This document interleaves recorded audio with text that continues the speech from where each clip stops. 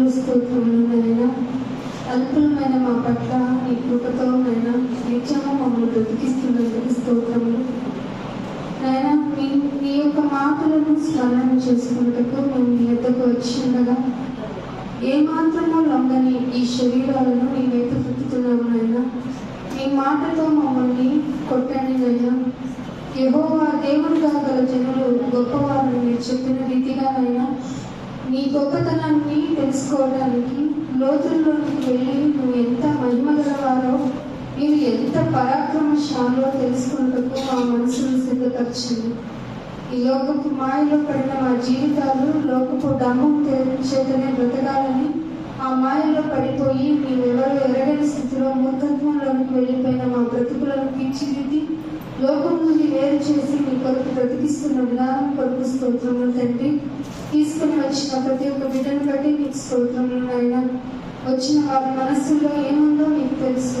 ఏది ఉన్నా ఈ లోకపు చింత నీ దగ్గరకు చేర్చలేదు, కానీ నీ కొరకు నాయన ఆసక్తి మాత్రమే నిన్ను తెలుసుకునేలాగా చేస్తుంది కనుక మా హృదయము ఒకవేళ గర్వంతో ఉన్నా, ఈ లోకపు డంబంతో ఉన్నా, లేకుంటే తెలియని నాయన మరి ఏదో ఒక ఆలోచన విధానంతో మేము ఇక్కడికి వచ్చినాం, ఎంతో క్షమించండి. ఈ యొక్క సన్నిధి విలువను తెలుసుకుని మేమందరము నీ కొరకు నాయన ఏక మనసుతో నీ మాటలను గుర్తెరిగి హృదయపు ఆలోచనలు కూడా మేము తెలుసుకోగలరు కనుక మా హృదయాన్ని వైపు నాయన తిప్పి నీ కొరకు బ్రతకడానికి సిద్ధపరచండి. ఇదిగో నీ బిడ్డలకు చెప్పడానికి నేను ఇక్కడ నిలబడి ఉండగా కేవలం సాధనముగా మాత్రమే నన్ను వాడుకోమని నాయన మీ పాదాలను పట్టి బ్రతికులని అడుగుతున్నాను నాయన. మీ బిడ్డలు కేవలం నాయన వినుటకు మాత్రమే వారి యొక్క శరీరాలను కాకుండా ఆత్మలతో నాయన మిమ్మల్ని పరిశీలన చేసుకున్నటకు వారిలో ఆసక్తిని రేకెత్తించమని అడుగుతున్నాము తండ్రి.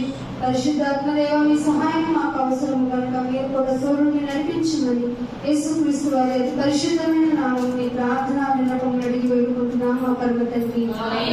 ఆమేన్. దేవుని నామమున మీ అందరికీ వందనములండి.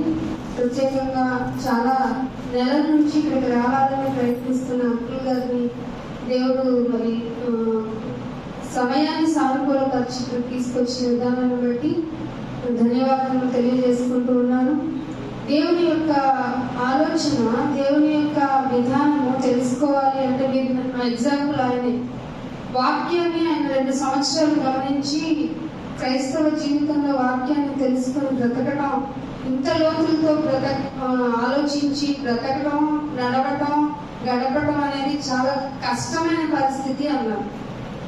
అని చాలా రోజులు వాక్యానికి మా యొక్క శరీరపరమైన పరిస్థితులు పరంగా మేము దూరం అయిపోయినప్పుడు ఆయన రావాలని ప్రయత్నించిన శరీర సంబంధమైన విషయాలు కొన్ని, అంటే జీవనోపాధికి సంబంధించిన విషయాల వల్ల రాలేదు.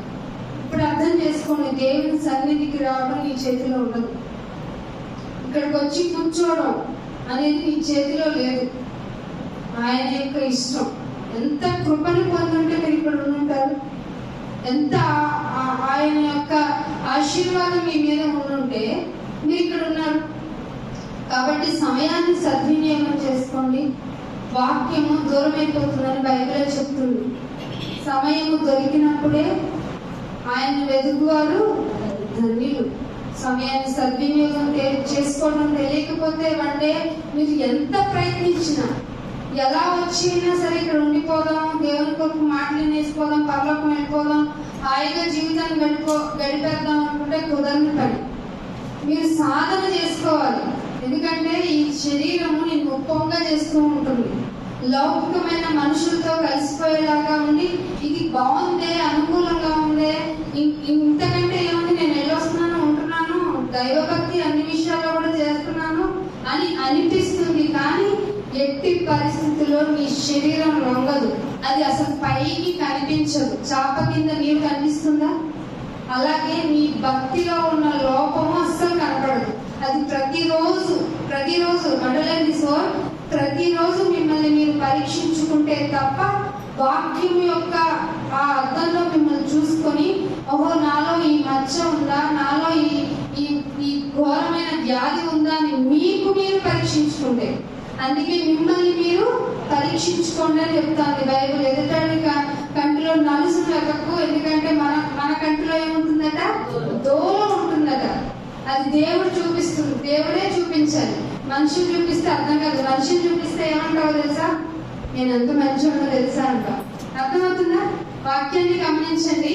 ఎవరైనా మనం ఎవరి గురించైనా మనం ఎక్స్ప్లెనేషన్ చేసుకునేటప్పుడు నేను ఎవరి జోలికి వెళ్ళనండి, నేను ఎంత మంచోడునండి, నేను ఎంతగా అసలు నాకు ఏ విషయాలు పట్టవని అంటాడు. That is not righteousness of in the form of God అన్నట్టు. అంటే దేవుని ఎదుటికి దగ్గరికి వెళ్ళిపోతే నీ నీతి మురికి గుడ్డలు.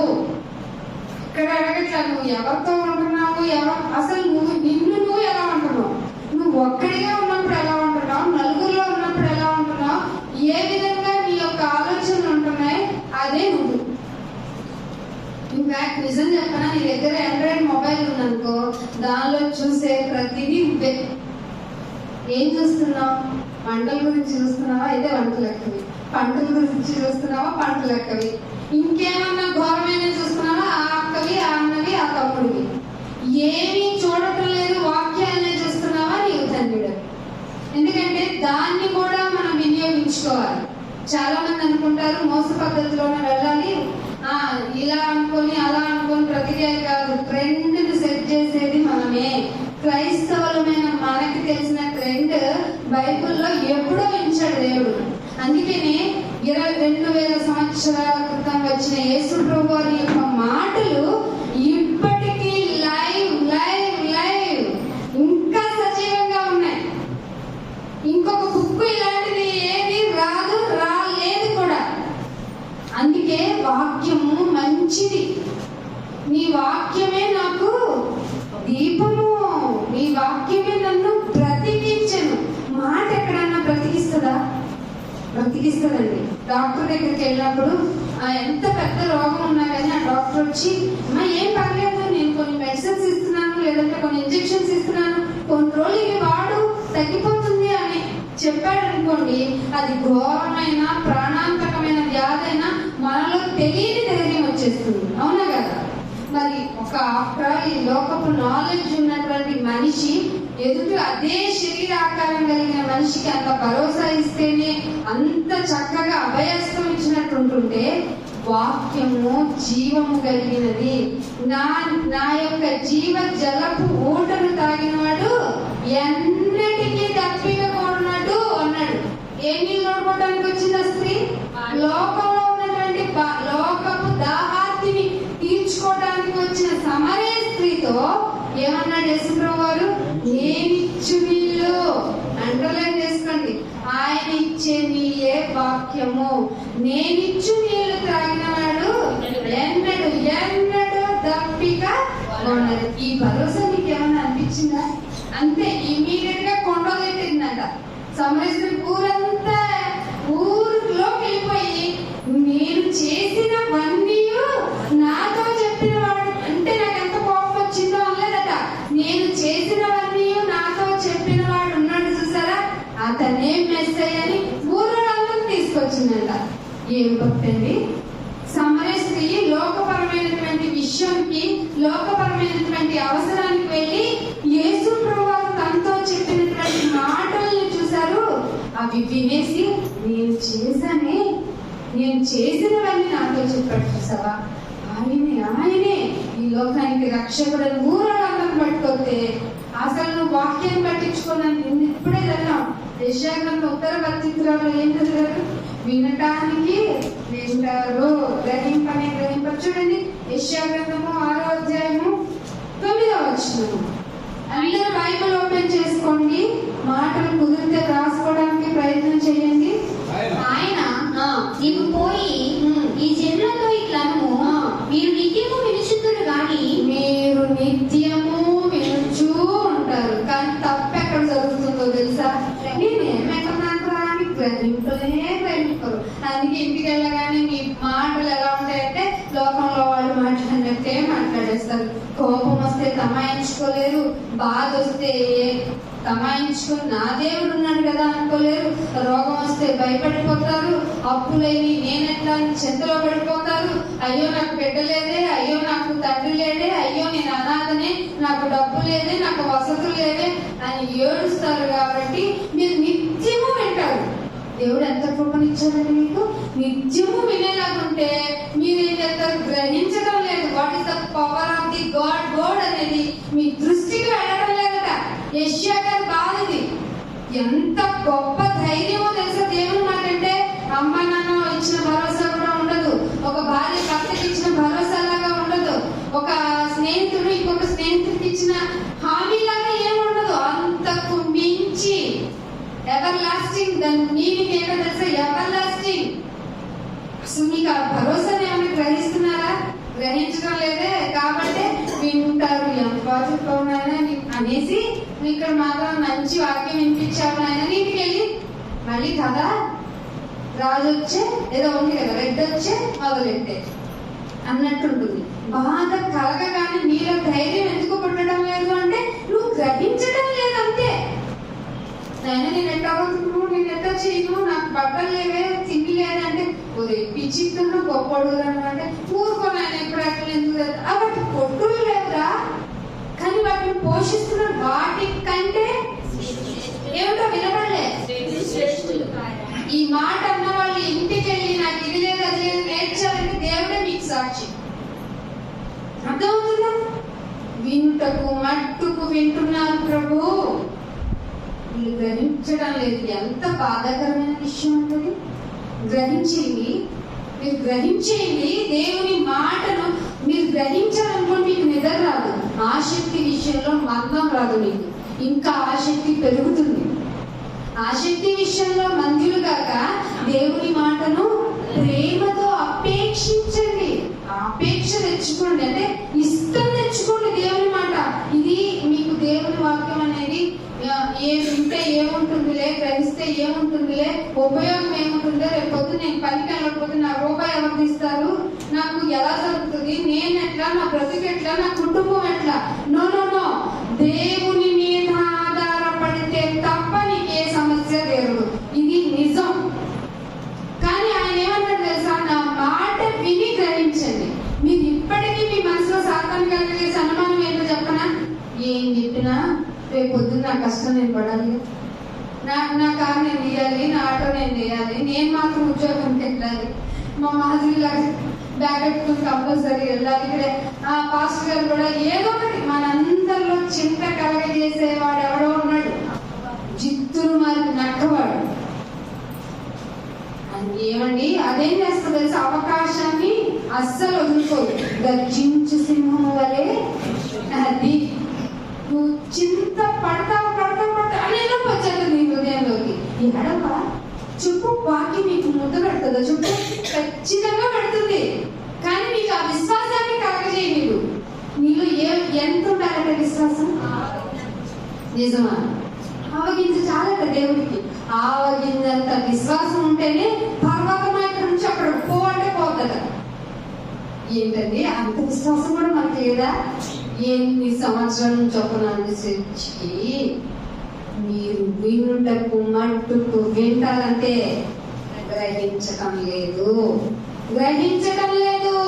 పవర్ ఏంటో చూసుకోవడం లేదు. మీరేదో ఆడదేవుడు వచ్చాడు, ఆడదేవుడు వచ్చినట్టు వాళ్ళు అట్లా అక్కడికి వెళ్ళినట్లు మేము కూడా అలాగే వెళ్తాము అనుకొని వస్తున్నారు. అదే చెప్తున్నారు చూడండి. ఒక మాట చూపిస్తాను మీకు. మానవ విధులను బట్టి మీకు వచ్చింది అని చెప్పి అపోస్తుల కార్యము 28వ అధ్యాయం, యెషయా గ్రంథము 29వ అధ్యాయం. యెషయా గ్రంథము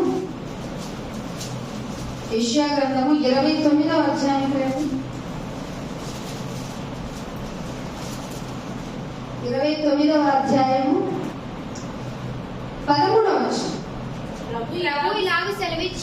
స్వయంగా ప్రభువే ఎలా మాట్లాడుతున్నాడు? సెలవిచ్చి ఉన్నాడంటే ఏమిటినైనా అంత గొప్ప మాట అంటే ఈ ప్రజలు నోటి మాటతో నా భయంతో కదా, 1 సెకండ్, భయంతో కదా నోటి మాట ఎవరు చెప్తారు? అయ్యగారు చెప్తారు, ఎందుకంటే ఆయన డ్యూటీ అది.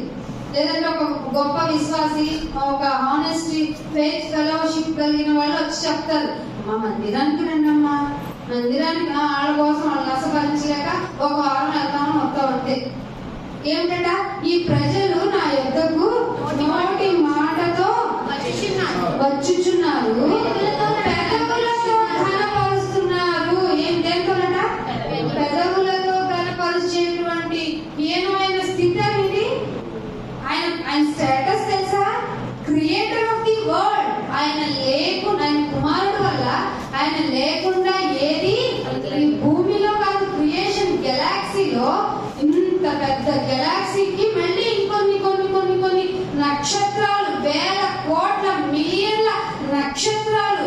నీకేం చెప్పాడు తెలుసా? నక్షత్రాలు నువ్వు కౌంట్ చేయలేవురా అని చెప్పాడా? బైబిల్లోనే ఉంది. నక్షత్రాలని కౌంట్ చేయలేనటువంటి గొప్ప విశ్వాన్ని నీ ముందు పెట్టి ఆయన దగ్గరికి నువ్వు పూజించడానికి రారా అంటే ఎలా వస్తున్నావుట? పెదవులతో. ఇష్టపడతావా? అది నీ మాట మనసులోంచి వచ్చింది కదా అంటావా లేదా? ఎవరైనా మాట్లాడేటప్పుడు ఏమంటా చెప్పు? చెప్పడానికి చెప్తున్నావు కానీ నీ మాట మనసులోంచి రాలేదురా అంట. నీకు అప్పుడు ఎంత బాధగా ఉంటది? ఏదో వాడు ఫార్మాలిటీగా చెప్పాడు, అది మనసులోంచి వచ్చింది కదా అన్నప్పుడు వెళ్తావు ఏదైనా ఫంక్షన్ కి, ఏదైనా ఎక్కడికైనా అటెండ్ అవుతావా? ఎలా? ఎందుకని? నువ్వు మనస్ఫూర్తిగా చెప్పలేదన్న విషయం నీకు తెలిసింది కాబట్టి. మరి నీకే ఆ ఫీలింగ్ ఎక్స్పీరియన్స్ అయినప్పుడు అదే ఘోరాన్ని ఎవరు చేస్తున్నావు? సాక్షాత్తు భగవంతునికి చేస్తున్నావు.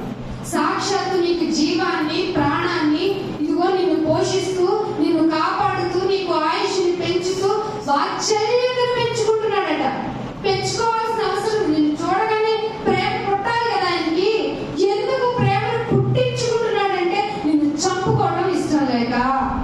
నువ్వేమో నా ఇంట్లో పనులు, నా వంటి పనులు, నా పోషణ నిమిత్తమా, ఇంకా ఇంకా ఏదో చెత్తంగా చెప్తావు. కానీ నువ్వు పోషించుకునే విధానం కానీ, నువ్వు చేసే పనులు కానీ కేవలం శరీర సంబంధమైనవే.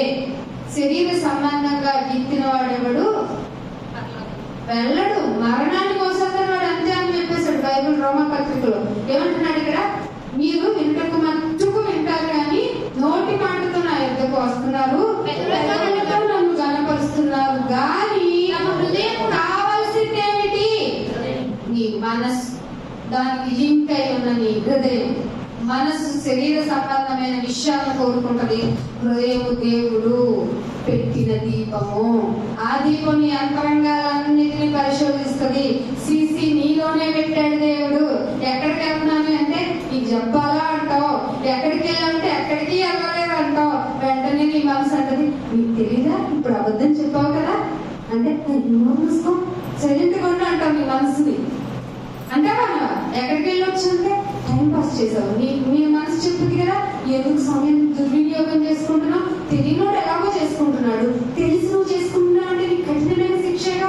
అయినా సరే నాకేంటో వినబుద్ధి కావట్లా, రాబుద్ధి కావట్లా అంటూ ఎన్ని వారాలు ఎగ్గొట్టేసాం. సంవత్సరానికి ఏంటంట 52 ఆదివారాలలో ఎన్ని ఎగ్గొట్టేసాము. అసలు ప్రతిరోజు అటెండెన్స్ పడాలి. మేము నాయన ప్లీజ్ మాకు లోకపరమైన పనులు ఎక్కువనే, సారీ నాయన weekly once we will gathering అంటే అయినా సరే దేవుడు ఒప్పుకున్నా. అక్కడ కూడా మళ్ళీ నీకేంటి ఆబ్సెంట్ మీద ఆబ్సెంట్ లెక్క అని చెప్తావు. హృదయం దగ్గరగా ఉంటే నాయన తొందరగా వచ్చి నీ మందిరంలో పడిపోతాను, నిత్యం నీ మందిరంలో నివాసం చేస్తాను అన్నాడు భక్తుడు. ఆ భక్తుడిని ఏమన్నాడు తెలుసా? నా మనసు ఎరిగినోడు వీడా దావీదు, నా మనసు ఎరిగినోడు తెలుసా. అసలు నీ గురించి అని చెప్పుకోవాలా వద్దా దేవుడు? దావీదుకి అట్లాంటి ఆక్సిజనే ఇచ్చాడు. అలాంటి భూమిలోనే దావీదు గారు ఉన్నాడు. ఏం పెట్టుకున్నాడు? గొలియాతుని చెప్తాను చెప్పండి. ఏం పెట్టుకున్నాడు? రాళ్ళు పెట్టుకున్నాడు. దానిలో మళ్ళీ ఎక్స్ట్రా వేస్ట్ అయిపోయింది. ఒక్కటే కొడితే గొలియాతు హెడ్. కొన్ని గొలియాతు ఏమన్నా కుక్క పిల్ల ఏంటి? 6 అడుగుల కంటే ఆజానుబాహుడు. మరి పైగా రంకెలేస్తూ పిలుస్తున్నాడు ఇశ్రాయేలీని. ఏ మాత్రము అదరలేదు, బెదరలేదు. ఇంకా రాజుగారికి అన్ని తగ్గిస్తుంది. రాజుగారు నాకు ఇవన్నీ అలవాట్లు తీసి నేను మోయలేను, అసలే కొట్టివాడిని నేను అన్నాడు. ఏం విశ్వాసం అండి, ఏం విశ్వాసం. వెళ్ళాడా వెంకలేస్తున్న గొలియాతుని చూసాడు ఒక్కటి ఇసిరాడు అంతే. ఈ సమస్యలు కూడా అంతే, గొలియాతు లాగా పెద్దగా కనిపిస్తాయి. ఒకే ఒక్కటి నీ ప్రార్థనతో దేవుడికి చెప్పి విడిచిపెట్టే. నువ్వు ఎక్స్పీరియన్స్ చేస్తే ఇంకెవ్వరి మీద ఆధారపడవు, కేవలం దేవుడి మీద ఆధారపడతావు. కానీ నీకు ఆ విశ్వాసం లేదు. ఎందుకో చేస్తా, నీ హృదయము దూరంగా ఉంది ఎవరికి. అందుకే తెలియక ఒక రైటర్ హృదయం ఎక్కడ ఉందో అని ఎక్కడో లేదు నీ అంటే తిరుగుతుందని ఎక్కడికో చెప్పాడు. ఇద్దరు కలిసి ఎక్కడ వెళ్తారు, లైఫ్ ఎంజాయ్ చేస్తున్న స్థితికి వెళ్ళిపోతున్నా. లోకపు పాటలు, లోకపు మాటలు, లోకపు విషయాలు నిన్ను తీసుకెళ్లి మరణానికి దగ్గర చేస్తాయి. అదే దేవుని దగ్గరికి వచ్చి నీ హృదయాన్ని పెట్టావనుకో, అప్పుడు నీకంటే ధనవంతులు లేవు, లాజరు కంటే లోకంలో ఏమీ లేవు, ఆరోగ్యం లేదు, ఆస్తులు లేవు, అంతస్తు లేవు, అనాథ కదండి. ఆయన తీసుకొచ్చి వైద్యం చేయించేవాళ్ళు కూడా లేరు. నీకు చిన్న జ్వరం వస్తే 100 టాబ్లెట్లు 100 మంది వచ్చి ఏంటక్క బాగాలేదు, చుట్టుపక్కల వాళ్ళు వచ్చి పలకరించేస్తారు. మీ ఇంట్లో కుక్క నువ్వు తెలియదంటే అంతే కదా ఫార్మాలిటీగా. అంత సౌఖ్యం నీకున్న నువ్వేం చెప్తావు, దేవుణ్ణి మాత్రం ఒప్పుకో. ఎందుకో తెలుసా, నీ హృదయం దేవునికి దూరంగా ఉంది. పైగా పెదవులతో ప్రార్థన చేస్తావు, హృదయపు అంతరంగం నుండి ప్రార్థన రాదు. నీ హృదయపు అంతరంగం నుండి ప్రార్థన వచ్చిందనుకో, అసలు నేను అయ్యగారు మందిరం తలుపులు తెచ్చుంచి నేను ఏకాంతంగా ప్రార్థన చేసుకోమని అడుగుతావు. ఎవరిని అడిగారు, అడగని తర్వాత ఫస్ట్ ఎవ్వరూ అడగం. కొన్ని ఇంట్లో ఏమైనా ఏకాంతంగా చేసుకుంటాం అనుకోండి, చెప్పండి, ఏకాంత ప్రార్థనలు ఎవరెవరు చేస్తున్నారు? ఒక్కడు, ఇద్దరు, ముగ్గురు, నలుగురు, ఐదుగురు. నిజం చెప్పండి, చేతులెత్తారు, దేవుడే సాక్ష్యం అని. ఈ ఏకాంత ప్రార్థన మీ కుటుంబం చాలా సేఫ్ జోన్లో ఉంచుతుంది, చాలా సేఫ్ జోన్లో. పైగా మీ ఏకాంత ప్రార్థన వల్ల నిన్ను నువ్వు రోజు రోజు మార్చుకునే విధానం దేవుడు నీతో మాట్లాడతాడు. చాలా జాగ్రత్తగా దేవునితో సాంగత్యం చేయండి, మనుషులతో ఉండద్దు. కొంచెం టైం దొరికిందంటే ఏమక్క ఏముండామని నడుమే చేపెట్టి అన్నారా కాఫీ తాగొద్దామని అడగండి, ఏకాంతంగా ఉండండి. ఎవరైనా పిలిస్తే చిరాకొస్తుంది నాకు, ఎందుకు దేవుడికి నేను దూరం అవ్వాలి, నా సంభాషణ అంతా లోకపు మనుషులతో లోకపు విషయాలు మాట్లాడాల్సి వస్తుందేమో. చాలా తక్కువ మాట్లాడాలి. అందుకే ఎక్కువ మాటలు మాట్లాడాలంటే దానిలో ఏముండదు కదా, అది తీసుకొచ్చి దేవుడి మాటలు ఇంటికి పెట్టారు. దేవుడి మాటలు మాట్లాడేటప్పుడు ఎప్పుడు దోషం రాదు, లోకపరంగా కూర్చొని మాట్లాడితే దోషం వస్తుంది. ఎందుకంటే మనం మాట్లాడేది దేవుడి మాట, దానిలో ఎందుకు దోషం ఉంటుంది? నువ్వు మాట్లాడే లోకపు విషయాలు దోషం ఉంటుంది కనుక తక్కువ మాట్లాడని చెప్పాడు. పైకి ఈ నాలుగు ఎలాంటిది, అగ్ని ఉంటుంది దీనిలో, ప్రకృతి చక్రానికి చిచ్చు పెట్టదు ఇది. సో దీన్ని జాగ్రత్తగా నీళ్ళలో నానబెట్టే నోరు మూసి ఉంచండి. అందుకే ఏమన్నాడు, హృదయము దూరముగా ఉన్నది, నా ఎడల చూపు భయభక్తులు ఉన్నాయి. చూసారు, అండర్లైన్ దిస్ వర్డ్ బేబీ, మానవుల విధులను బట్టి. ఇది సంఘంలో వచ్చిన ఘోరమైన వ్యాధి. మానవుల విధులను బట్టి నేర్చుకుంటున్నారట.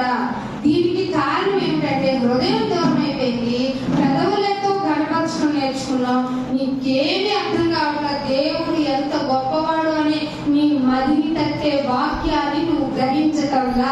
యెషయా అదే చెప్తున్నాడు, ఆత్మపూర్వకంగా హెచ్చరింపబడి అదే చెప్తున్నాడు, మీరు వింటారు కానీ ఏం చేయాలట, గ్రహింపరు. అందుకే ఇంకొక మాట చూపిస్తాడు, 11వ వచనంలో చూడండి ఏమంటాడు, ఇదే 29లో 11లో ఏమంటాడు చూడు, దీనంతటిని గూర్చిన ప్రకటన అది గూఢమైనది. చాలా సీక్రెట్ అండోయ్. దేవుని మాట పైన చదివితే మీకేమీ అర్థం కాదు. సరే చదువుకున్న దగ్గరికి తీసుకెళ్ళి చూపించిన అంటే అదే చెప్తున్నాడు చూడండి, దీనంతటిని గూర్చిన గ్రంథవాక్యం ఉంది కదా, ఒకటి నీవు దయచేసి దీన్ని చదవమని అక్షరములు ఎడ్యుకేటెడ్ స్కాలర్ దగ్గరికి తీసుకెళ్తే వాడు అన్నాడట, అది నా వల్ల కాదు, అది చాలా ఏంటో గూఢార్థంగా ఉంది, నాకు అసలు అర్థం కావట్లేదు. అక్కడొకటి ఇక్కడ ఒకటి ఉంది. ఏంటంటే దేవుడు అదే చెప్పాడు, యెహోవా వాక్యము కొంత ఇచ్చట కొంత అచ్చట ఉండేది. మాకు చిన్నప్పుడు న్యూస్ పేపర్ వచ్చినప్పుడు చిన్న బుక్లెట్ వచ్చేది, దానిలో ఒక పజిల్స్ ఉండేది. పజిల్స్ ఎవరైనా చేశారా? దీని నుంచి ఆ లెటర్ నుంచి ఆ వర్డ్ తయారు చేయాలి, ఆ లెటర్ నుంచి ఈ వర్డ్ తయారు చేయాలి. ఆఫ్టర్ ఆల్ దానికి 1 గంట టైం పట్టేది. ఇప్పుడు అవి వస్తున్నాయో పిల్లలు ఎక్కడండి, ఆండ్రాయిడ్ ఫోన్స్ గేమ్సేగా, మదికి పదులు ఏంటి, మెదడుకి పదులు పెట్టేది ఏం లేదు. మీకు ఇంకా ఇంకా సోమరిపోతులు చేయడానికి ఏ వస్తుంది. ఏ అంటే ఆర్టిఫిషియల్ ఇంటెలిజెన్స్ అన్నమాట. మెయిల్ పెట్టాలని అనుకున్నాను అనుకోండి, నేను ఇలా చేసి నాకు మెయిల్ అని అడుగుతుంది ఆర్టిఫిషియల్ ఇంటెలిజెన్స్. ఇచ్చి ఏంటంటే సో అండ్ సో సబ్జెక్టు దీనికి ఏమి ఇస్తాను, చక్కటి డ్రాఫ్టింగ్ ఇస్తుంది. చక్కటి డ్రాఫ్టింగ్ దీన్ని ఇచ్చేదంట, ఓకే డన్ అంటే అదే మెయిల్ పెట్టేస్తుంది. అలా అని అది మంచిది అనుకోకండి. మన ఒక నక్సలైట్ అలాగే దొరికిపోయాడట. ఎంత ఘోరమైంది తెలుసా, ఎప్పుడో ఎంగేజ్ టైంలో వైఫ్ తో దిగిన ఫోటోని పెట్టి ఏని అడిగారట. ఈ పర్సన్ ఎక్కడ దొరుకుతారంటే శుభ్రంగా చూపించేసిందంటే చంపేశారు. చాలా ఘోరంగా రాబోతున్నాయి పరిస్థితులు. చాలా చాలా జాగ్రత్తగా ఉండకపోతే మనల్ని మనమే మోసం చేసుకున్న వాళ్ళమే. ఇక్కడ ఏమంటున్నాడు, దయచేసి అక్షరం ఉన్నవాడు ఎవరన్నా చెప్పి గొడవమైన మాటలు అర్థమైపోతాయంటే చదువుకున్న ఈ లోకపరమైన స్కాలర్స్ కూడా వాక్యం అనేది అర్థం కాదు. ఎందుకంటే హృదయంతో గ్రహించాలి. ఆ హృదయం దేవునికి సమీపంగా ఉండాలి. అప్పుడు నువ్వు పెదవులతో ఘనపరచవు, హృదయాంతరంగం నుండి దేవుడిని స్మరణ తెచ్చుకుంటావు. నిత్యము నీవే నాకు కావాలనని మదిలో నుంచి నీ యొక్క మాటలు దేవునితో మాట్లాడుకుంటాయి. ఇంకా శరీరం ఏమి ఆశించదు. ఇంకా అదే మరి ఎవరికి ఇమ్మంటావు అంటే నీకు తలాంతులు ఉన్నాయి కాబట్టి చదువుకోవడం దగ్గరికి వెళ్ళమని అంటావంటే 12వ వచనంలో అంటాడు, నువ్వు దయచేసి దీన్ని చదవమని అక్షరములు తెలియని వారికి దానికి అప్పగిస్తే, అరే బాబు నాకు అక్షరాలే తెలియదు నేను ఎలా చెప్తాను అంటున్నాడు. అంటే దేవుని మాట గూఢమైనది. నీకు అర్థం కావాలి అంటే నీ హృదయానికి దగ్గరగా పెట్టాలి. అలా చెయ్యకపోతే ఫార్మాలిటీగానే అంటే మనుషులు కల్పించిన విధంగానే నీ భయభక్తులు నేర్చుకుంటావు. దేవుడు అంటే పరిగెత్తుకొని రావు. ఎవరన్నా వెళ్ళి వస్తారా గుడికి అంటే రావాలంటారా అని అంటావు. సరే పద, అయ్యో నీకోసం ఆటో ఆగింది అంటారు. అయ్యో నీకోసం మనిషి నిలబడిందంటే వస్తున్నా ఉండు అంటారు నీరసంగా. మానవ విధులను బట్టి నువ్వు భయభక్తులు నేర్చుకుంటే దేవుని మందిరానికి వచ్చిన నీ వల్ల దేవునికి ఉపయోగం లేదు. అసలు నీకు నీవే ఉపయోగం లేదు. ఇక్కడికి రావడం వల్ల మనకి మనం ఉపకారం చేసుకుంటున్నాం. మనము శరీరాన్ని విడిచిపెట్టి వెళ్ళిపోతాము అనేది పచ్చి నిజం. ఎవరు చనిపోయిన వారు ఇప్పటికీ కనపడలేదు, కనపడ్డారని చెప్పుకుంటున్న భ్రమలని నమ్మకండి. దేవుడు ఆత్మలన్నిటినీ పట్టి ఉంచాడు. అతన్ని లెక్క అడిగి తీరుతాడు. నువ్వు మాట్లాడే ప్రతి మాట విషయమే నువ్వు లెక్క అప్పచెప్పాలి అంటుంది మార్గమైన క్రైస్తవ్యం. ఈ మార్గాన్ని కనుక నువ్వు ఒప్పుకోకపోయినా తప్పించుకు తిరుగువాడు ధన్యుడేమో ఈ లోకంలో, కానీ తప్పించుకోలేని ఒక మహా శక్తి దగ్గరగా నీవు ఎదురు నిలబడి ఏమిటి నువ్వు చేసిన పని అంటే నీ దగ్గర ఏ ఎక్స్ప్లెనేషన్ ఇవ్వడానికి ఉండదు. కనుక ఇప్పుడే మారాలి. కనుక దేవుని మాటలు నీకు మారు మ్రోగినప్పుడే ఒక్కసారి గ్రహించడం నేర్చుకో. చదువుకున్న వాడికి అర్థం కాదు, చదువుకోని వాడికి అర్థం కాదు. ఎవరైతే హృదయంతో ఆలోచించి ఆయనకి దగ్గరగా ఉంటారో వారికి మాత్రమే దేవుని వాక్యం అర్థమవుతుంది. వారికి మాత్రమే దేవుడు సమీపంగా ఉంటాడు. వారు మాత్రమే మంచిగా యథార్థంగా బ్రతకగలరు. అందుకని ఇంకో మాట చూపిస్తాను చూడండి. యెహెజ్కేలు గ్రంథము 3వ అధ్యాయము, యెహెజ్కేలు గ్రంథము 3వ అధ్యాయము 6వ వచనం చూడండి. నీవు గ్రహింపలేని దేశ మాటలు పలుకుతూ అన్యజనుల యొద్దకు నిన్ను పంపటలేదు.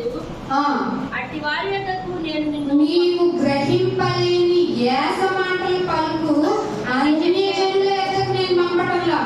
అంటే నిన్ను ఎక్కడికో అట్టి వారి యొద్దకు నేను నిన్ను పంపినేలా దేవుడు చెప్తున్నాడు. దేవుడు తెలుసంట, నేను ఏస మాటలు పలికి అన్యుల యొద్దకు పంపిస్తే వాళ్ళు ఈ మాటలు వింటారట. మరి గుడికి వచ్చేది నువ్వు విననంటున్నావు, విన్నా గ్రహించనంటున్నావు ఏంటి? దేవుడే స్వయంగా చెప్తున్నాడు ఆ మాటలు. నేను 7వ వచనంలో అంటున్నాడు చూడు. ఎందుకు మరి ఇశ్రాయేలీయులు అంటే దేవుడు నమ్ముకున్నాడు లేదా? మరి మనం కూడా దేవుని నమ్ముకున్న ఇశ్రాయేలు కాకపోయినా ఆ దేవుని నమ్మిన వాళ్ళే కదా. ఇశ్రాయేలీలందరూ సిగ్గుమాలిన వారట. సిగ్గులేదా మీకు? మాటలు విన్నుటకు మట్టుకు వింటారా, గ్రహింపరా? ఎందుకంటే వారు కఠిన హృదయులై నేను చెప్పిన మాటలను వినడం కాదు, ఆలకింప నొల్లక ఉన్నారు. అంటే అసలు మనసే తెచ్చుకోవట్లా, ఆలకింపక నొల్లక ఉన్నారు కనుక ఈ మాటలు నేను వినకపోండి అన్నాడు దేవుడు. నీ మాటలు నేను వినకపో అన్నాడు. నీ ప్రార్థన అందుకే ఫలితం దక్కట్లా. నేను ఎన్నో ఏళ్ళ నుంచి ప్రార్థన చేస్తున్నాను, ఇది కావాలి అది కావాలి. ఏంటో ఎప్పుడు శరీర సంబంధమైందా? అదే నిన్ను ఇంకా 2 రోజులు తీసుకుపోవాలనుకుంటున్నా. ఇదే దేవుడి యొక్క కాన్వర్జేషన్. ఈ 2 రోజులు నువ్వేమని ప్రార్థన చేస్తావు? నాకు మంచి ఆరోగ్యం, మంచిగా పడుకొని నిద్ర కూడా నువ్వే లేపే, మంచి ఆహారం, ఇదిగో తినటకు ఆహారం ఇచ్చినందుకు థ్యాంక్ యూ. అంతే.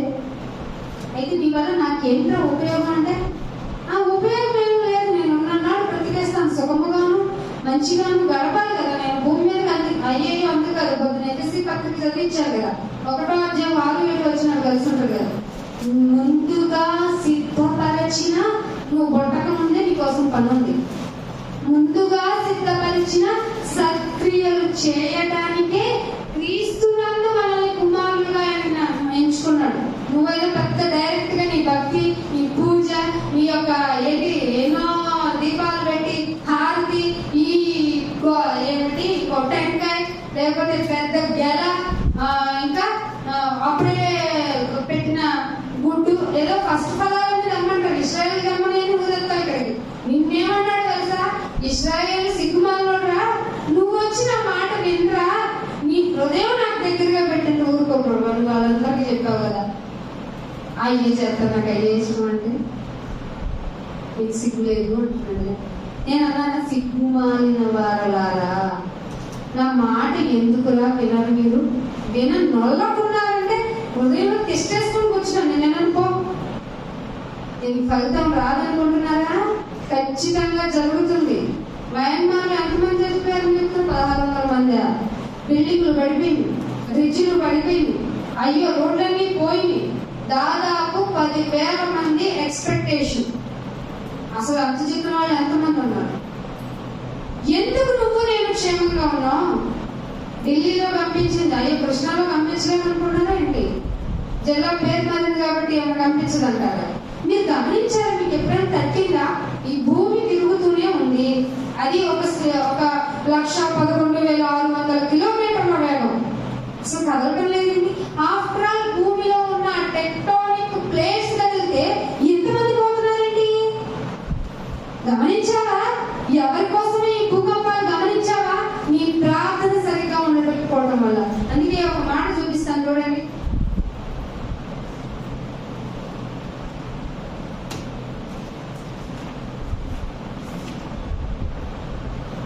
ప్రకటన గ్రంథము 8వ అధ్యాయము 5వ వచనం. ప్రకటన గ్రంథం మీకు ఆశ్చర్యం అనిపిస్తుంది ఈ మాట. 8వ అధ్యాయం ఆ దూత 5వ వచనం. అందరు తీయనమ్మా.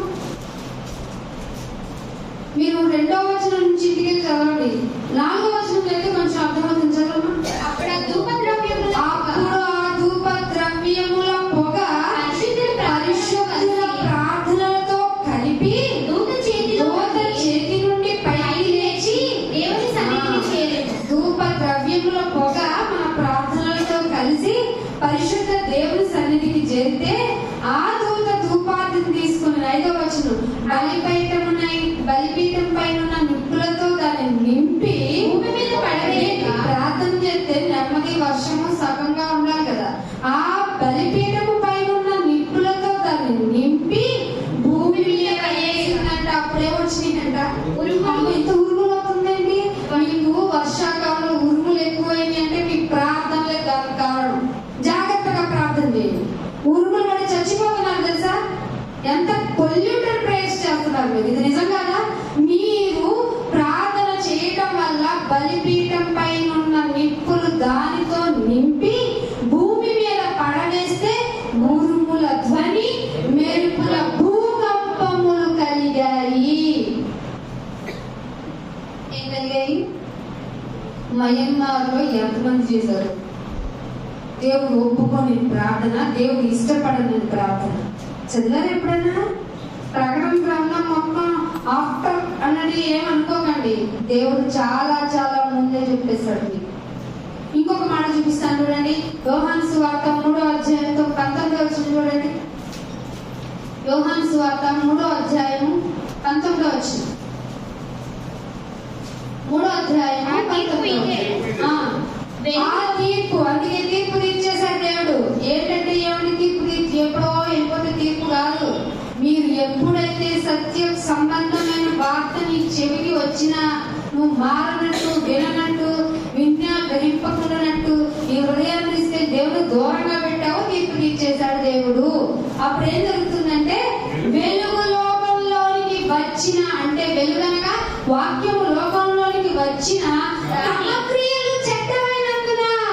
ఈ వాక్యాన్ని ఎందుకు ఒప్పుకోరట చాలా మంది? సినిమాకి వెళ్ళకు అన్నాం అనుకో, చిరాకు వచ్చేస్తుంది. రిలీజ్ అనిపించింది తొక్కుకోనైనా ఫ్యామిలీ ఏంటండి, ఎందుకు ప్రాణం పోగొట్టుకుందట ఫ్యామిలీ? తల్లి కొడుకు ఎందుకు చచ్చిపోయారట? బిడ్డ విషయం ఏమైనా స్టేటస్ వచ్చిందా? ఎవరో favourite hero picture first day చూడాలా? క్రియలు చెడ్డమైనందున. ఏమవసరం? వినోదానికి అంత ప్రయారిటీ ఇవ్వాలా? అంత సుఖంగా నీ జీవితాన్ని గడుపుతున్నావా? అంత బాగుందా నీ హెల్త్? అయితే దేవునికి ఎంత కృతజ్ఞతగా ఉండాలి. ఆ చేతనాగా ఒక టెంకాయ ఒక గెలుస్తున్నాం, ఉత్సవాలు జరుగుతున్నాం, అయ్యో ఈ నీళ్ళు ఆ నీళ్ళు కలిసినాయని, అది ఎన్నో ఏళ్ళ నుంచి తర్వాత వచ్చిందని మేళాలు జరుపుకున్నాం. ఆ మేళాల్లో ఒక అమ్మాయి ఏదో అమ్మాయిగా కనిపించిందని ఆ అమ్మాయి చుట్టూ తిరగడం నేర్చుకున్నాం. ఇంత భక్తిగా ఉంటే మీరేంటి మా భక్తి లేదంట? క్రియలు చెడ్డవి. ఇంత ట్రాన్స్పరెన్సీగా మీ భక్తిని పాయింట్ అవుట్ చేస్తే దేవుని గురించి తెలుసుకున్నావా? క్రియలు చెడ్డవంట. నీ క్రియలు చెడ్డవైనందున మనుషులు వెలుగును ప్రేమించటం లేదండి. వెలుగుని ప్రేమించక చీకటినే ప్రేమిస్తున్నారండి మనుషులు. అలాంటి మనుషులకి వెలుగు యొక్క గొప్పతనాన్ని చెప్పాలంటే ముందు నీకు తెలియాలి కదా. తెలియాలంటే నువ్వు మందిరానికి రావాలి కదా. మందిరానికి వస్తేనే కదా ఇలాంటి విషయాలు తెలిస్తే. ఎందుకంటే మందిరాన్ని వదులుకుంటారు? సో దావీదు గారు ఏమంటున్నాయన, నీ సన్నిధి నుండి నేను వెళ్ళిపోకుండా, 53వ కీర్తనలో చూడండి, చేసిన పాపానికి రియలైజ్ అవుతూ మీ సన్నిధి నుండి నన్ను దూరం చేస్తున్నాయన ప్లీజ్. చేశారు ఎప్పుడైనా? ఇవాళ ఎవరకుండా ఉండటానికి ఏ కారణం చెప్పొచ్చు? అయ్యగారికి చెప్తావు, పాపం ఆయనకేం తెలిసి ఒప్పుకుంటారు. దేవుడు చెప్పింది చుట్టాలు వచ్చాయి కదంటే నీకు ఇద్దరికి కలిపేస్తారు. ఎక్కడ? ఆరని అగ్నిగుండం. చుట్టాలు ఎక్కువ, నీకు ప్రాణ స్నేహితులు ఎక్కువ. ఇంపార్టెంట్ సీరియల్ అవసరమా? ఆ కార్తీక దీపమా ఆగదు, ఆ పర్వతాల పోవు, ఈ రాగాల ఆగవు, నీ బ్రతుక మారదు. ఎలా మారుతుంది? ఈ లోకంలోనే ఉంటే నువ్వు దేవుని విషయమై నువ్వు ప్రతి సెకండ్ దేవుని మాటతో ఉంటే అబ్బా జీవితం ఎంత బాగుంటుందో తెలుసా? ఒక్కొక్కసారి పాస్టర్ ఏంటి పద్దాకి ఇదే వింటుంటావా అంటారు. వినాలి. ఎందుకంటే సాతాను మనం పెట్టే పరీక్షలో నెగ్గాలంటే ఉన్న ఒకే ఒక్క ఆయుధం వాక్యం అండి. లేకపోతే ఏ చిన్న బలహీనతైనా మనం తీసుకెళ్ళి లోకంలో పడేస్తుంది. మనం బలంగా ఉండాలంటే వాక్యమేనండి. ఆ వాక్యము నీ మనసుకి దగ్గరగా దేవుడు పెడితే వినవా? ఏదో వినటానికి బలవంతంగా లాక్కొస్తే గ్రహించవా? పైగా హృదయాన్ని తీసుకెళ్ళి ఎక్కడో పెడతావా టీవీ. ఇప్పుడు ఏ మంచి సినిమా వస్తుందో, అసలే క్రికెట్ సీజన్, ఏవో సీజన్ పేర్లు కూడా చెప్తున్నారు. ఎగ్జామ్స్ టైంలో కూడా క్రికెట్ కి అయినా ప్రయారిటీ ఇస్తున్నారు, కానీ దేవుడి మాటకి ఇవ్వటం లేదా? గూఢార్థమైన వాక్యములు ఎవరు నాకు చదివి వినిపిస్తాడు? చదువుకున్న వాడి దగ్గరికి వెళ్తే వాడికి తెలియటంలా. చదువుకుని వాడి దగ్గరికి వెళ్తే అస్సలు ప్రయోజనం లేదు. నువ్వు గనక నీ హృదయాన్ని దగ్గరగా పెడితే ఆయన యొక్క బాధ ఎంత తెలుస్తుంది నీకు. యెహోవా హృదయమును ఎరిగిన వాడు ఎవడు అంటున్నాడు భక్తుడు. అసలు ఎప్పుడైనా తెలుసుకున్నారా? ఆయనకు హృదయం ఉంది, ఆయన బాధపడుతున్నాడు, ఆయన సంతాపం ప్రకటించేశాడు. అయ్యో మనుషుల కోసం ఇన్ని నేను చేశానే, నాకు కావాల్సింది నీ హృదయం. అంటే నన్ను పట్టించుకోవటం లేదు. ఏదో ఫంక్షన్స్కి వెళ్ళారు, అందరినీ పలకరించుకుంటున్నారు, నిన్ను అలాగే వదిలేశారు. ఎంత బాధపడతావు చెప్పు. ఎవరైనా వెళ్ళామన్నా ఫంక్షన్కి ఎవరు పట్టించుకున్నారంట?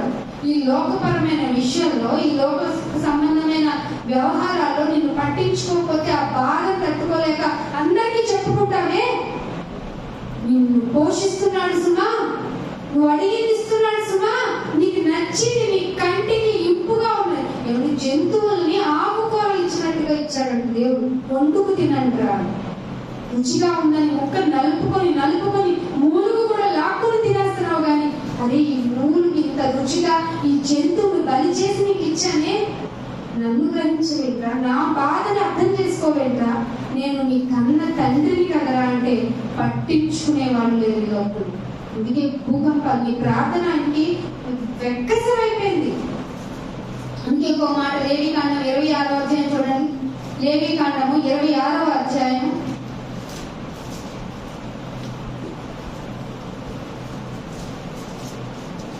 26వ అధ్యాయం 28వ వచనం చూడండి.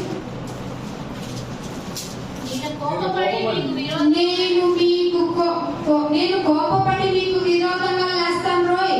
మీరు మాట్లాడితే నన్ను ఏదో అలసుగా తీసుకుంటున్నారు, మీరేంటో నన్ను తక్కువ చేస్తున్నారు.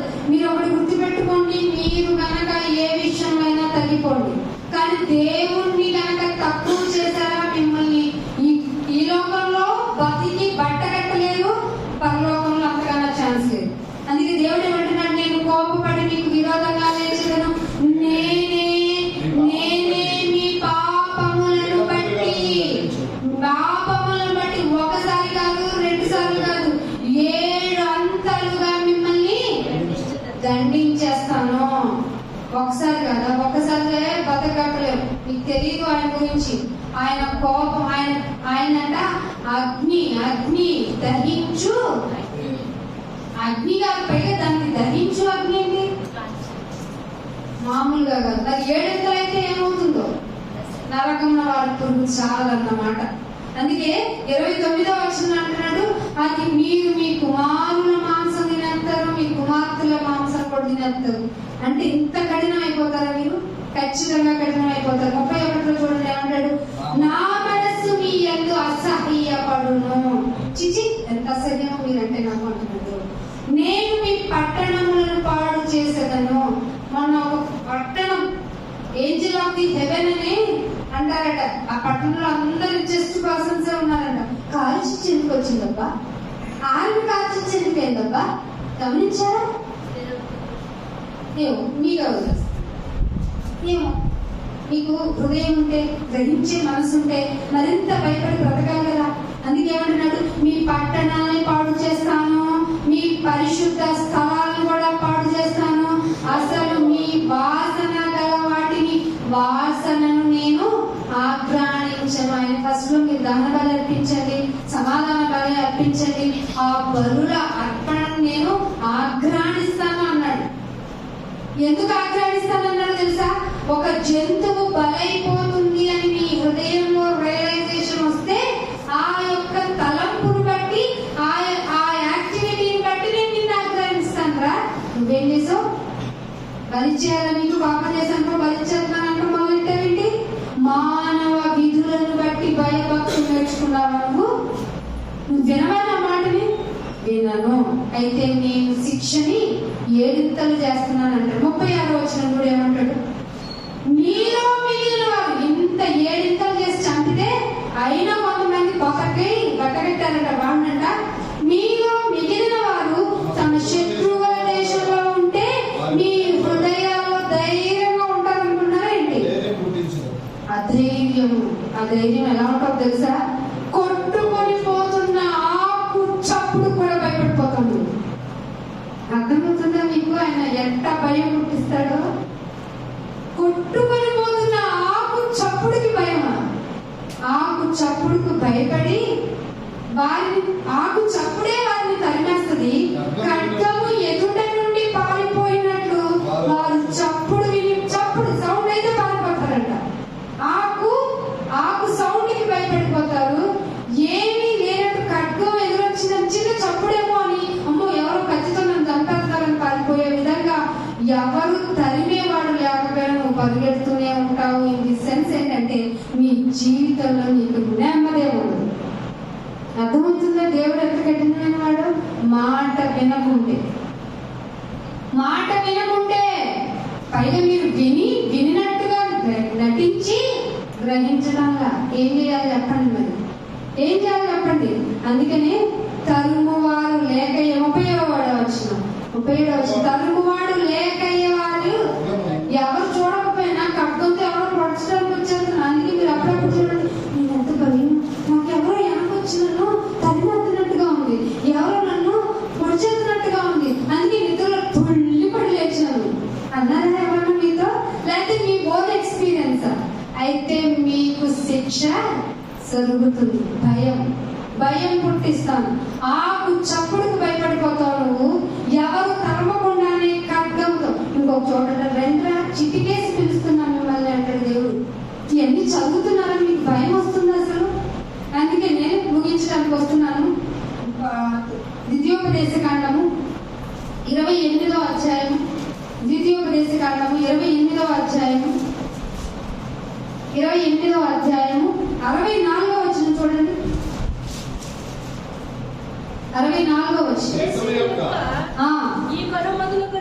దేశము యొక్క ఈ కొన మొదలుకొని ఆ కొన వరకును సమస్త జనుల్లోకి యెహోవా నిన్ను చెదరగొట్టేస్తాడు. అక్కడ నీవైనను నీ పితరులైనను ఎరగని కొయ్య విని రాతి విని అన్య దేవతలను పూజించేస్తావు. రాయి చూడగానే అమ్మా నాకు భయం, ఇదే దేవుడై ఉందంటావు. అయ్యో ఈ చెట్టే ఉన్నది, నన్ను కాపాడింది ఇదేననుకుంటావు. పాకేదాన్ని, లాగేదాన్ని, ఇంకా ఏమైనా ఎగిరేదాన్ని, ఇదిగో ప్రతి దాన్ని. అందుకే అన్నాడు కొయ్యివి రాతివి నువ్వు అన్ని దేవతలుగా పూజించేస్తావు. నీకు జనములలో నీకు నెమ్మది కలగదు. జనములలో ఉన్న అయ్యో నా స్వజనుల మధ్య ఉన్నానే అమ్మయ్య అని నీకు అనిపించదు. నీకు నెమ్మది కలగదు. నీ అధికారికి విశ్రాంతి ఉండదు. అక్కడ యెహోవా ఏం పుట్టిస్తాడు చూడండి. మీకు భూకంపాలు తెలుసు కదా, నీ హృదయములోనే కంపమును పుట్టిస్తుంది. హృదయ కంపం అంటే తెలుసా? బీపీ మీటర్ అందరూ నీ బ్లడ్ ప్రెషర్ అని అర్థం. బీపీ ఎక్కువైతే ఏమైపోతుందో తెలుసా? రక్తనాళాలు పగిలిపోతాయి టెన్షన్తో.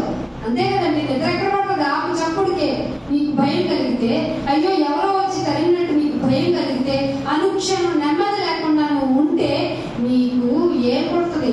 హృదయ కంపమును, కళ్ళు గడబడకయు, దాన్ని ఏమన్నాడు? నేత్రక్షీణతయు, ఇంకేముంది నా జీవితం అనే మనోవేదన. ఇవన్నీ సింటమ్స్ అందరిలో కనబడుతున్నాయి, ఇంక్లూడింగ్ మీ. నువ్వు చెప్పు, మనోవేదన లేకుండా ఉన్నావా? అంటే మనం ఎక్కడో దేవునికి అవిధేయతగా ఉన్నామన్నమాట. ఏదో వినటకపోతే ఎంత బాధ ఉంటుందంటే ఖచ్చితంగా ఉంటది. పైగా ఏమంటావంటే 66లో నువ్వు ఎల్లప్పుడూ ప్రాణ భయంతో బ్రతికేస్తావు. అయ్యా అందుకు ఎందుకు వచ్చిన కోల్రా బాబు, దేవుని మాటకి గ్రహించండి నాయన. పైగా ఏమంటాడు? నువ్వు రేయింపగళ్ళు భయపడుతూనే ఉంటావు. ఏంటో భయం, ఏంటో బాగోలేదు, ఏంటో విచారణ, అమ్మ నాకేం తోచలేదు, అసలు భయం వేస్తుంది, ఏంటో ఈ రోజులు అనుకుంటున్నా. నీకు అంత్య దినములలో అపాయకరమైన దినాలు ఉన్నాయని వాక్యం ఇప్పుడు చదవలేదా? చదివితే నిబ్బరముగాను ధైర్యముగాను ఉండాలి అంటే ఆయన మాట నిన్ను అప్పున చేస్తుందన్న విషయం గ్రహింపుకు వచ్చేది కదా. అందుకే ఏమన్నాడు? నువ్వు రేయింపగళ్ళు భయపడదువు, నీ ప్రాణము నీకు దక్కునను నమ్మకము నీకేమీ ఉండదు. ఇక ఏం చెప్పేస్తారు డాక్టర్లు? ఇక లాభం లేదమ్మా తీసుకోండి అంటారు. డాక్టర్లు చెప్పే టైం కూడా ఇవ్వడానికి రేపటిగా. ఇంకేమన్నాడు? నీ హృదయములో పుట్టు భయము చేత నీ కన్ను చూచావా, అయ్యో ఎప్పుడు సాయంకాలం అయిపోతున్నా నాయనా అంటావట. పైగా సాయంకాలం అయిందనుకో, అయ్యో ఎప్పుడు ఉదయం అయిపోతుంది నాయనా అని ఏడుస్తావట. ఈ పరిస్థితి నీకు అవసరమా? చాలా మంది ఈ పరిస్థితిలోనికి వెళ్ళారు. ఎవరికో చెప్తుంది వాక్యం అనుకోకండి, ఇది నీకే చెప్పబడుతుంది. నీ భయం చేత నీ కన్ను భయపడిపోయి సాయంకాలం ఎప్పుడవుతుంది అని ఎదురు చూస్తావట. సాయంకాలం అవగానే ఎప్పుడైనా చదివారు ఈ మాటని? బైబుల్ ఇది, దేవుని మాట ఇది. సాయంకాలం అయిపోతాను ఎప్పుడవుతావు, మరియు నీవు మరి ఎప్పుడునూ దీనిని చూడ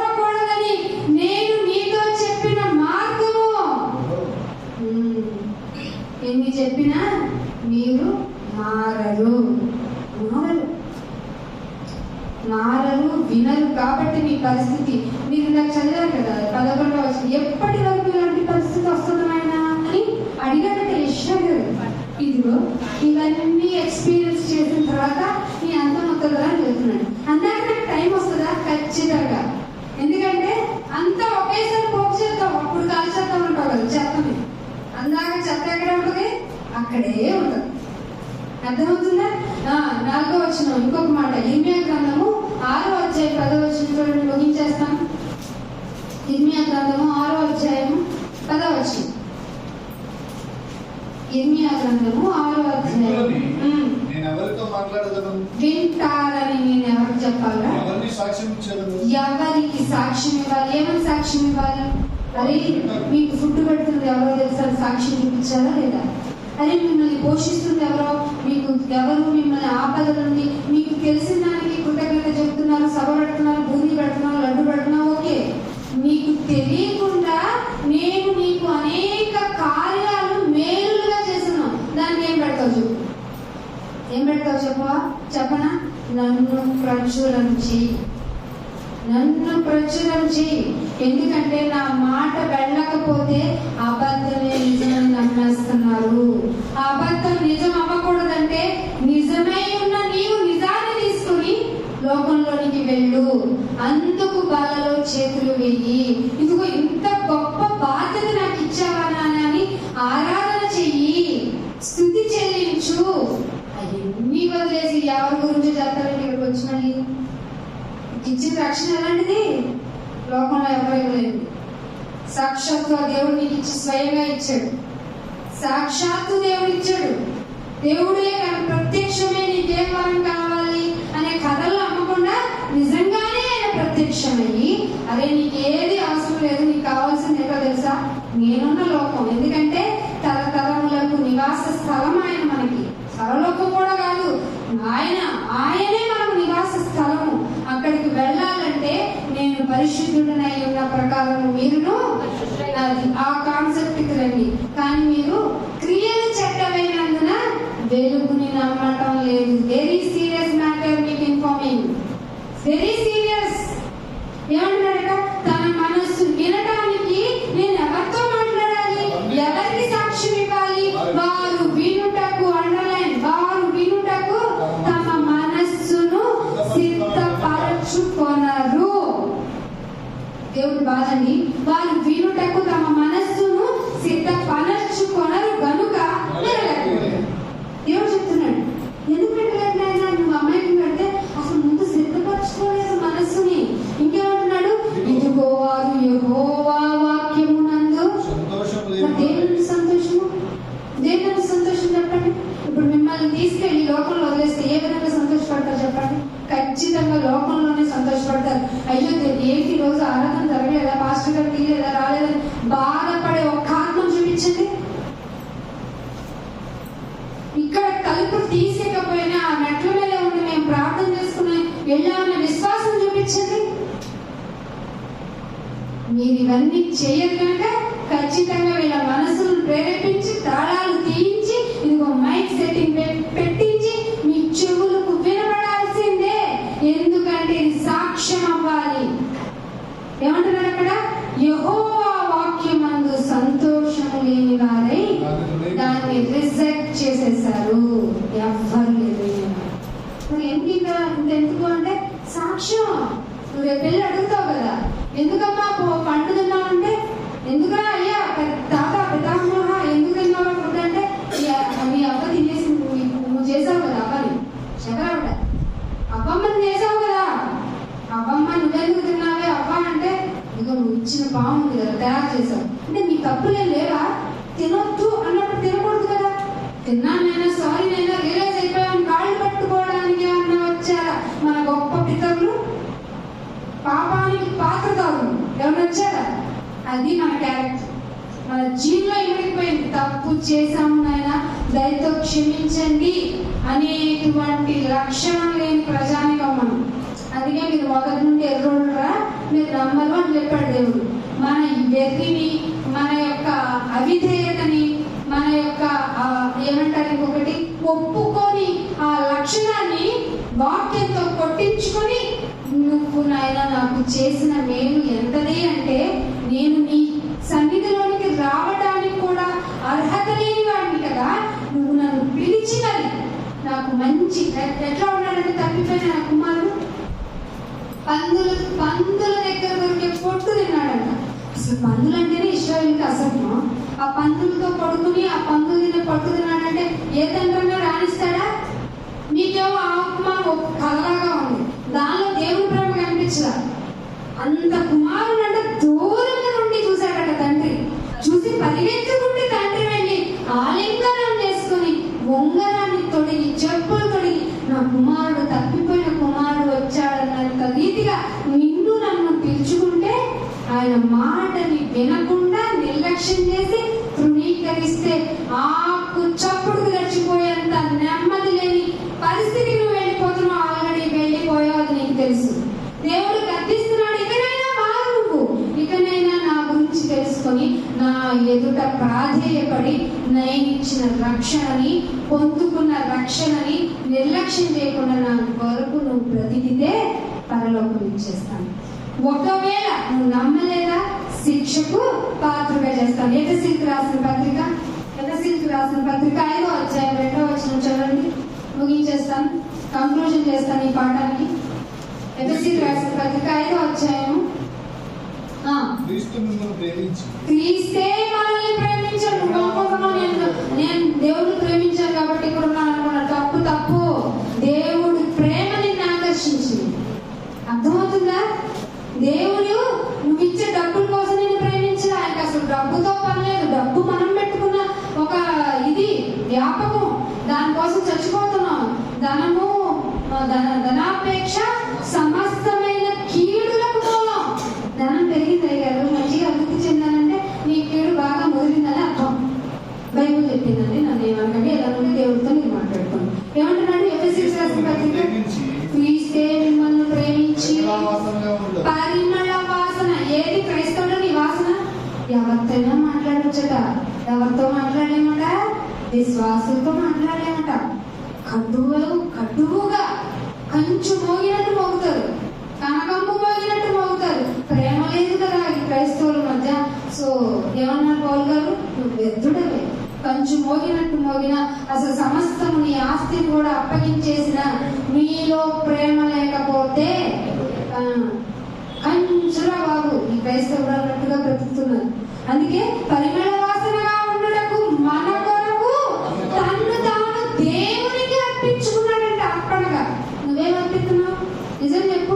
ఆరాధనలో నిన్ను నువ్వు అర్పించుకొని, నాయన నేనేం చెల్లించలేదు, ఇదిగో నీ సన్నిధిలో నన్ను ఉంచడమే గొప్ప భాగ్యం అని ప్రార్థన లేదంటే అయ్యగారంటో వాళ్ళంటో వీళ్ళంటో అసలు నీ గురించి ఏం చేసుకుంటున్నావు? నిన్ను నీవు ఉపేక్షించుకోవాలా లేదా? లూకాసు వార్త ఆ మాట చూడండి. లూకాసు వార్త 9వ అధ్యాయం 23వ వచనం చదవండి. లూకాసు వార్త 9వ అధ్యాయం 23వ వచనం ఫాస్ట్. మరియు ఆయన అందరితో ఇట్లనెను. అందరితో చెప్పాడంట, ఎగ్జామ్షన్ ఎవరికి ఇవ్వలేదంట.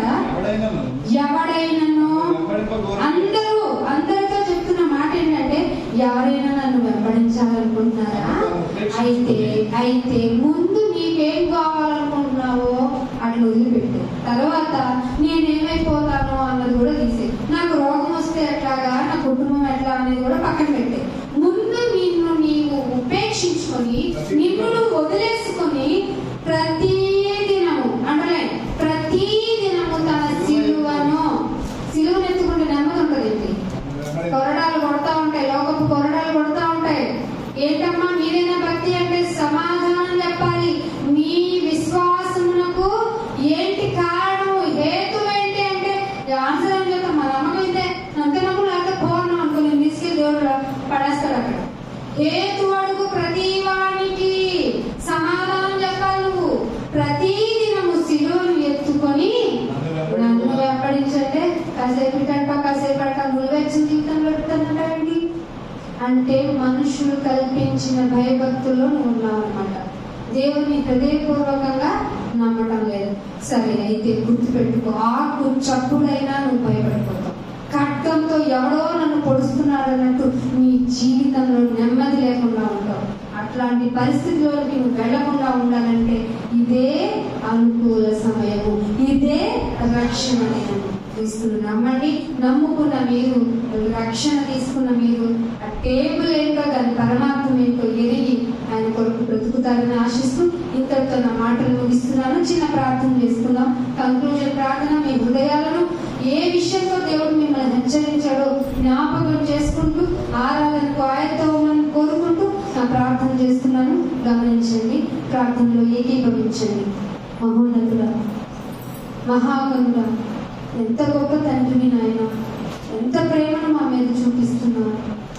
మేము మాట వినని వారుగా ఉన్నాము నాయన, నీకు సంతాపం కలగజేశాం. అయినా కానీ నాయన మా మీద వాత్సల్యతను పెంచుకుని మీ ఇష్టమైన కుమారుని, ప్రియ కుమారుని, మీరు ఆనందించే కుమారుని నాయన మా కొరకు బలి చేసేసారు నాయన. ఎంత గొప్ప ప్రేమ నాయన. ప్రేమ ఏంటిదో తెలుసుకున్నాం నాయన. మేము కూడా ప్రాణం పెట్టబద్దులమని తెలుసుకుంటున్నాం నాయన. ఇదిగో ఈ బిడ్డలు వింటున్నారు, విన్నవారు మాత్రంగా వారు ఉంచుతున్నాయన. నాయన వారు గైకునేలాగా ఉదయాన్ని మెత్తనిది చేయండి నాయన. ఏదైనా, ఏ పరిస్థితి అయినా, ఏ విషయమైనా మీ చేతుల్లో ఉంది కనుకనే మేము ప్రార్థిస్తున్నాము నాయన. మేము ఇక నుంచి మీ కొరకు ఎలా బ్రతకాలో మనుషులు కల్పించిన పద్ధతుల ప్రకారం కాకుండా మా హృదయాన్ని మీకు దగ్గరగా ఉంచి వాక్యంతో చెప్పబడిన ప్రతి విధానాన్ని మేము నేర్చుకొని సత్యపు లోతులకు వెళ్ళి సంపూర్ణ విశ్వాసులుగా మమ్మల్ని మార్చుకొని మీ నామ ప్రజలను భరించుటకు మమ్మల్ని సిద్ధపరచనని యేసుక్రీస్తు వారి పరిశుద్ధమైన నామమున ఈ ప్రార్థన విన్నపములు అడిగి వేడుకుంటున్నాం మా పరమ తండ్రి. Amen. Thank you. I love you. God bless you all.